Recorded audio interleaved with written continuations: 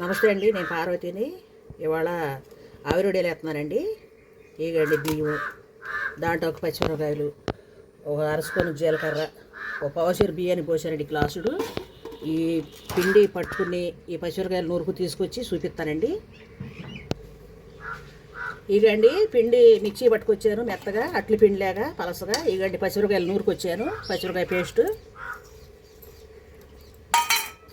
జీలకర్ర, రుచికి తగ్గ సాల్టు,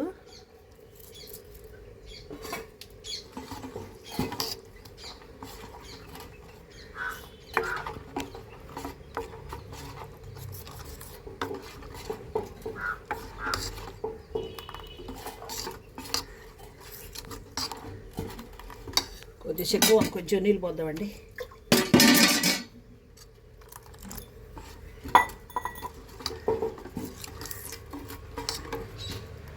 ఇట్లా పలసగా ఉండాలండి పిండి, ఇట్లా అట్లు పిండిలాగా.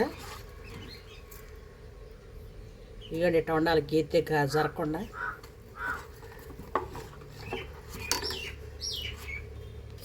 ఇవ్వండి దాకా ఈ గుండ్ర దాకా కడతాను వాసన. ఇవ్వండి నీళ్ళు పోసుకోవాలి దాకలో.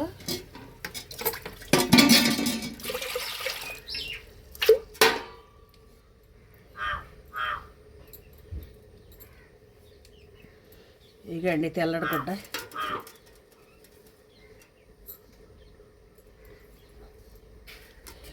ఇంతవరకు ఎనకే ఆయిల్ కూడానికి ఇట్టా కట్టేవాళ్ళండి. ఎండ లేకపోయినా ఇంట్లో అయినా వేసుకుంటాయి, నీడతో పని లేకుండా వేసుకోవచ్చండి. నాకు ఇంకో గేదెలతో కోళ్ళతో బయట ఎత్తా ఖాళీ లేక అన్నీ ఇట్టాగేసారండి. ఆవిరొడియాలు బాగా వచ్చినాయి, అది గిడి చేద్దామని చేస్తామండి.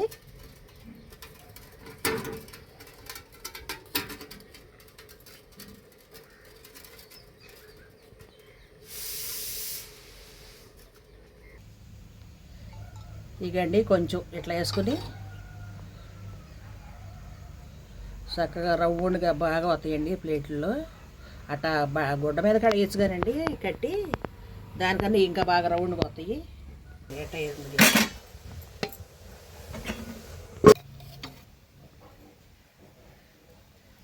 చూడండి పలసగా ఎంత బాగా వచ్చినాయో.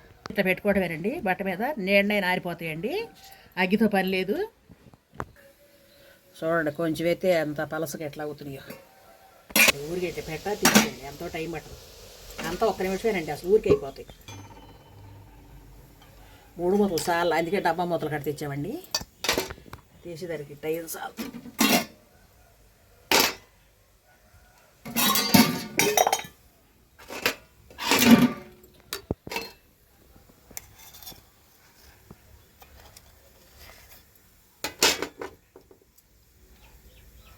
తక్కువ ఊరికే పూర్తి గాలి. ఆవిరొడియాలు ఎట్లా వేసుకోవాలి, ఎంత బాగా వచ్చి చూడండి. ఏ పీసు చూపిస్తానండి. ఆరిపోయినాయి, ఎంత పలచగా ఎంత బాగా వచ్చినాయో చక్కగా. అప్పుడు ఏపి చూపిస్తానండి. చూడండి ఎంత మంచిగా వచ్చినాయో.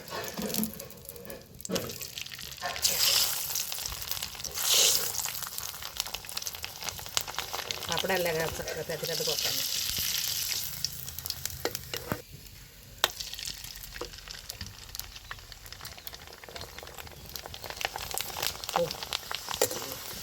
చూడండి ఎంత తెల్లగా ఎంత బాగుంది.